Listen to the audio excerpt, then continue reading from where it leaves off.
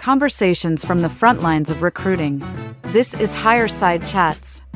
Join us as we delve into the world of recruitment and explore the latest trends, challenges, opportunities, and insights from the best in the business.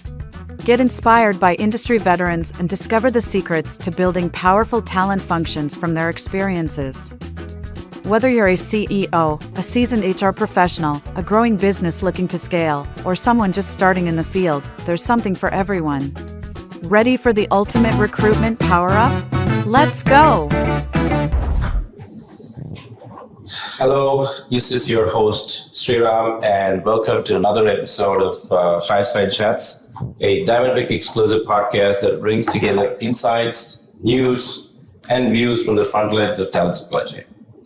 A culture of continuous learning and upskilling leads to higher retention rates and a more skilled workforce. This is what we hear from a lot of companies that we talk to. In today's episode, we explore the power of upskilling and learning and the benefit it has on both employers and employees in modern workplace scenarios. To outpace competition, companies require adaptable, skill-hungry employees ready to embrace change and take on new challenges. Especially with the likes of GPT-4, Copilot, there's a lot more changes in the nature of work that people would experience eventually. But with continued high employee turnover rates, evolving return to office policies, inflation, and widening skills gap, organizations continue to face significant challenges with retaining skilled staff. Employees, on the other hand, constantly seek to be valued and empowered in their roles and leave if their expectations are not met. Today, they have more than one opportunity to do that. A recent study found that about 94% of employees would stay with their current employer if the company invested in their professional development. A strategic investment in the learning and development of an employee goes a long way in signaling a commitment towards their career progression. Result, a highly engaged and loyal workforce, significantly boosting long-term retention rates. To talk to us in detail about the challenges faced by organizations in retaining staff beyond the 2-year mark, the benefits of upskilling for employers and employees, and investing in upskilling in high turnover environments is Nick Greif, VP Go-to-Market Strategy Communications at InStride, a leading innovative company specializing in strategic workforce education programs. Nick focuses on driving business and social impact by enabling employers to provide career-boosting education to their employees through partnerships with high-quality academic institutions. Hello, Nick. Welcome to Hireside Chat. Thanks for having me. Thank you. So, a couple of questions to just start off with. One, maybe get to know a little bit about InStride for our audience. The first question that I have is this whole thing about the retention challenge. Right? Organizations across the globe continue to grapple with skill shortages and turnover risk for critical talent. The organization is deeply concerned about employee retention. What are the common challenges organizations face with high employee turnover and employee retention issues? That's the first question. And how does that high turnover impact organizational stability and productivity? So just to get some insights from you. Yeah, definitely. I appreciate you having me on the podcast. And the company I work for, InStride, this is a huge focus for us. It's about reducing turnover, improving retention, improving employee engagement, and building a strong internal talent pipeline. And all of these are really meshed together. Turnover is incredibly costly. It's incredibly damaging to organizations. Everything from the high recruitment costs to have to fill those roles, new hire training for the individuals that you brought on, the knowledge loss that you face when you lose critical employees that know your business already, morale and engagement that drops when you've got high turnover and people are constantly needing new employees and they're not feeling like they're not getting to know their colleagues. And of course, workload redistribution. When someone leaves, you've got to move that workload into somebody else. So all of those are pretty significant challenges from turnover. And just on the cost front, according to Gallup, the cost of replacing an employee can range from 1/2 to 2 times that employee's annual salary. So it adds up fast. Wow. So, that's a staggering number though, right? 2 times the employee annual cost. But we do see, especially in certain environments and certain industries, 50% of the workforce voluntarily leave their jobs within the first 2 years, right? So back when I was working in an organization. That's especially younger, early career talent aspires a lot and there's always, need to meet their career aspirations. So this is a significant challenge for employers who invest heavily in human capital, right? So how, in your opinion, what are the reasons why employees tend to leave organizations after a short tenure, especially less than 2 years is a short time? Yeah, it is. I mean, well, let's assume the basics have been met, right? The hiring manager is a decent boss. The role ends up being similar to what was advertised in the job description, and work-life balance at that company is reasonable, right? If those three things aren't happening, that's certainly a main driver of people leaving within 2 years. But let's assume those three have happened, that those are going well. Outside of those big red flags, the main reason that people leave their jobs within 2 years is due to a lack of investment in their career and insufficient growth prospects. So, HR, the managers of that company haven't put a lot of thought into career pathing, mentorship, workforce education. They haven't put into place that kind of structure that's going to help an individual grow their career within that organization. And at the end of the day, if you don't see a future for yourself in 5 years and we always get that common interview question. Where do you see yourself in 5 years? Where do you see yourself in 10 years? Well, the hope, of course, is that the interviewee, that candidate that's going to join your company is going to say, I hope to be here. But if you as the company aren't going to provide them the career ladder that's going to help them understand not just that they can move up, but how to get there, what are the skills they need? Are you going to help them get them? That's what really gets someone to say, I'm going to move to somewhere else where they're going to invest in me in the same way that I'm investing in that company. That's a fantastic point. I think the commitment that an employee shows is directly proportionate to the commitment that the organization shows in providing them a very clear an investment commitment as well, and an interest in telling them how they can grow. What we found, 3 out of the 5 main reasons that drive people to pursue new jobs reflect their desire to grow and develop new skills. Offering professional development as an employee retention strategy can help maintain that competitive advantage, like you said, right? That shows commitment from the organization's perspective. But can you tell us how continuous learning and upskilling contribute to a company's competitive edge? How does it help overcome some of these retention challenges, considering the fact that, yes, I do get this additional commitment for learning, but I also need to have these opportunities to sort of demonstrate what I've learned. So what have you seen from your experience? Yeah, so we think this is critical to developing a competitive edge, right? I mean, in most companies, go back 100 years and your main asset might have been actual resources, right? Natural resource companies. Maybe your main asset was physical property, plants, and equipment, right? Manufacturing heavy. We live in a knowledge world. Most of the Fortune 500 companies out there are largely based on their workers and what they're able to output.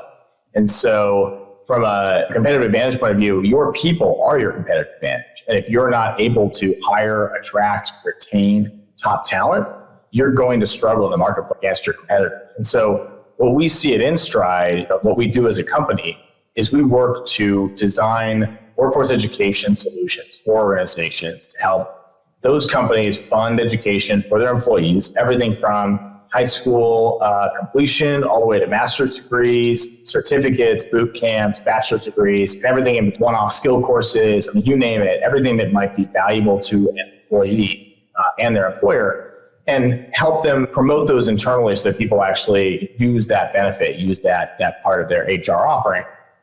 And what we see at those companies is that participants in those programs retain at a 90+% rate, compared to like an average of 60 to 65%. And so that's a dramatic improvement. And that's just on retention. So you're going to see a 4x reduction in attrition, but we also see additional employee engagement, higher levels of promotions. And so throughout the organization, it really strengthens the talent pipeline. And it's really simply because when you invest in your employees, they invest back in you. And that's what's going to create a really strong internal talent pipeline that helps. And can you share success stories of organizations that have effectively implemented upskilling programs for their employees? You mentioned a 4x improvement in retention. That's a stunning benefit, I mean, especially if you consider the fact that it's going to cost you a lot more to replace. Having much lesser attrition or much higher retention improves bottom line very clearly, it looks like. But what are the types of organizations that have benefited? Just give us a couple of examples of what you've seen, how companies benefit from such an activity and an investment. Yeah, definitely. We've seen that across our client base. So we work with over 40 large, largely American companies, everything from Amazon to LabCorp, Medtronic to Piston Group, Intermountain Healthcare to Rochester Regional Healthcare. And so within that group, I'll highlight two. We actually do a set of partner videos that we highlight individual employees and some of our corporate partners and the journeys that they've taken through education and how that's helped them within their company.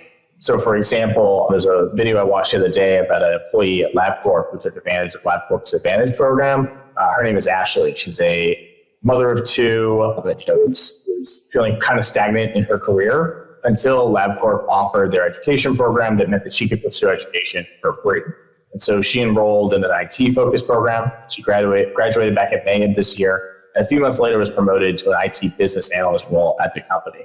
So just in that one nutshell, the overall LabCorp program is incredibly successful, but that one story, that one vignette kind of shows us that for that employee, that individual, they saw investment in them. They looked at the career education path where LabCorp was trying to fill critical roles, which IT, cybersecurity, those are high need and hard to fill roles. She took courses that helped her be eligible for that promotion within her company. That's great for her. That's great for her family, her paycheck. But the organization, LabCorp, not only retained her, but also was able to fill a high need role internally. So that's I think, a success story that really just kind of illustrates how this works at the granular level.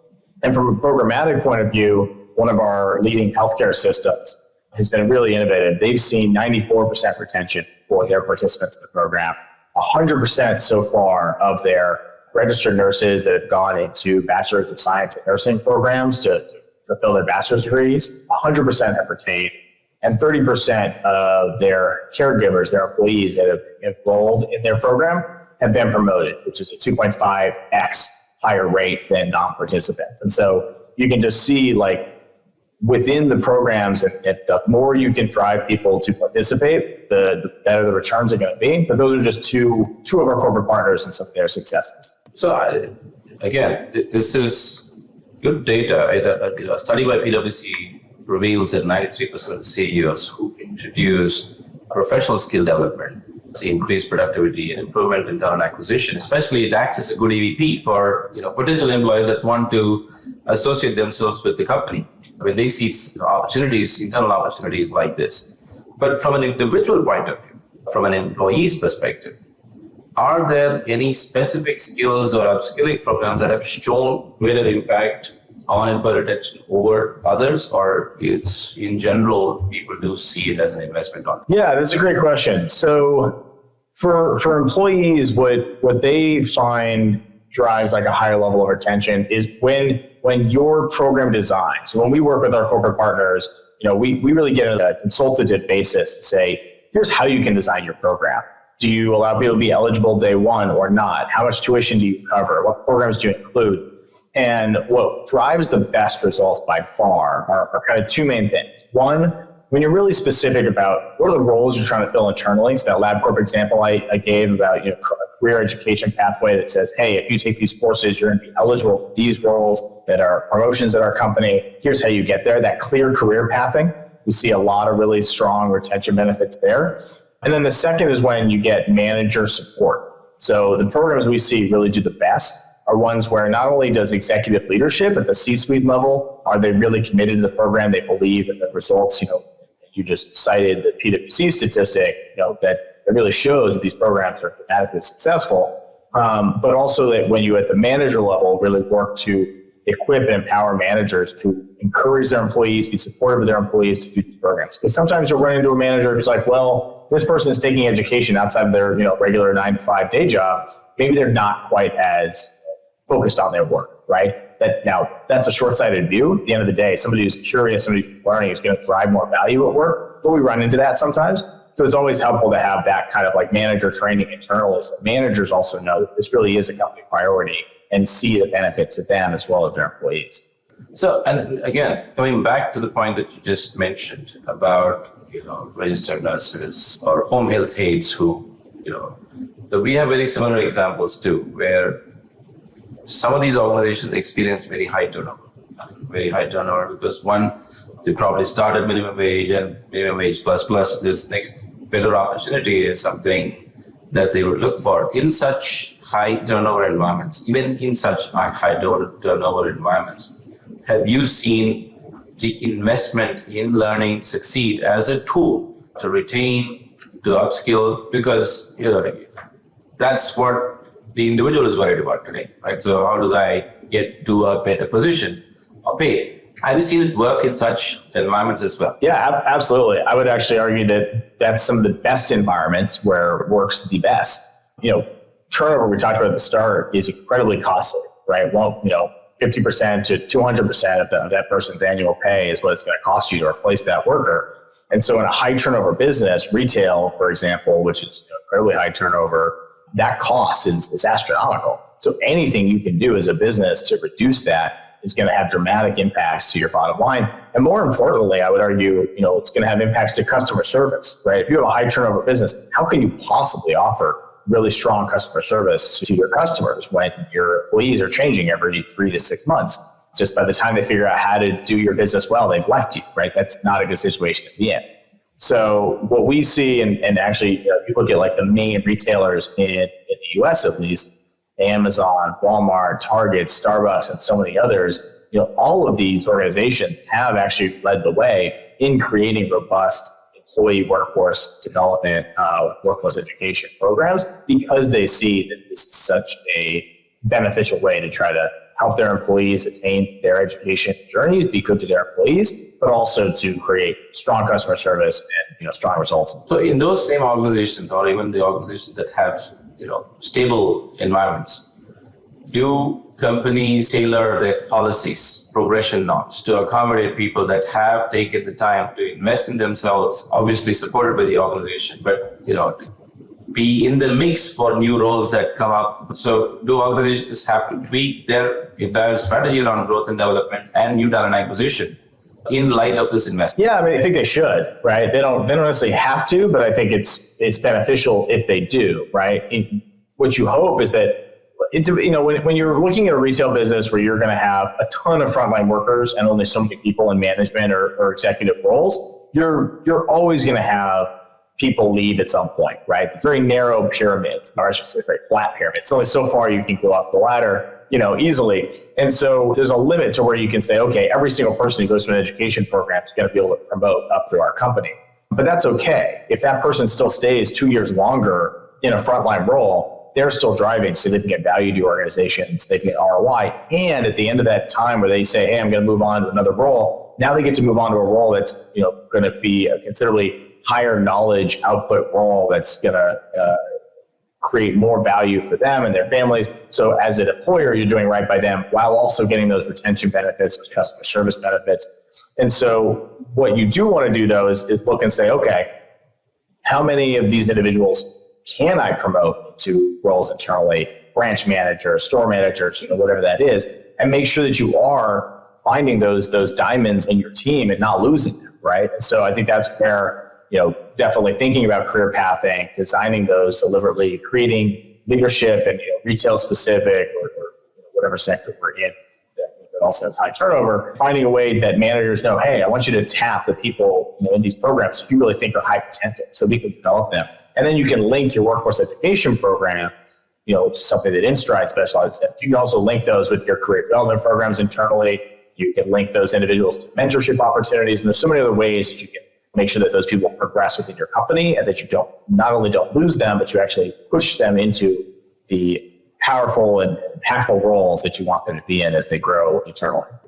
In a nutshell, then, to summarize, to upskill or not to upskill is not the question anymore. Right? It's just about where do you want to start if you don't have one already, what kind of baby steps you want to make, or you want to make a major stride. And that's really it. So there is clear value in making that investment in employee development, which also shows the organization's commitment towards employee growth and professional development. It does obviously improve retention significantly. So those are the questions that I had, but I have a few rapid questions, if you will, before we conclude. According to you, the biggest retention challenge today, what do you think is the biggest retention challenge today that organizations face? Yeah, I'd say it's the lack of career path planning, right? Not planning for where people go internally in your company. Okay, a must-have in a learning culture. I'd say critical thinking. It's the one thing that AI is not going to be able to figure out better than we can. Top must-have skill for modern employees. I'd say a genuine interest in being proven wrong. The best way to learn is to be Curiosity. Wrong. Yeah, exactly. Yeah, curiosity, I think, is an essential trait for all employees and employers. Yeah, that's it. A quick tip for companies looking to enhance employee adaptability. I couldn't stress this enough. Provide opportunities for your employees to learn new things. And you can do that through their day jobs, but you can also do that through workforce education and creating programs where they can learn through outside of work itself. Cool. A quick tip for employees looking to upskill their way to success. The flip side of what I just recommended to employers: seek out new challenges at work. Even if that means taking on an extra assignment to do it, you got to always find new ways to learn and build your skill set. Okay.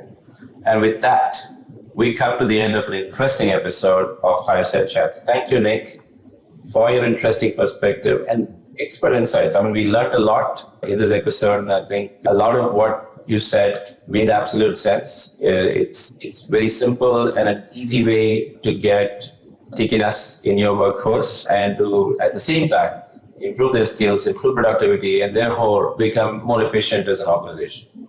Like they say, the level of curiosity you have means the higher your learning is, because you're going to keep finding new ways to do things. And as they say, learning is key to resilience as a business or an individual, and investing in learning and upskilling with help like the ones that you provide will allow organizations to bounce back from setbacks, adapt to change, and be ready for whatever comes next. For all those who tuned in, thank you for joining us today. We hope you enjoyed the episode.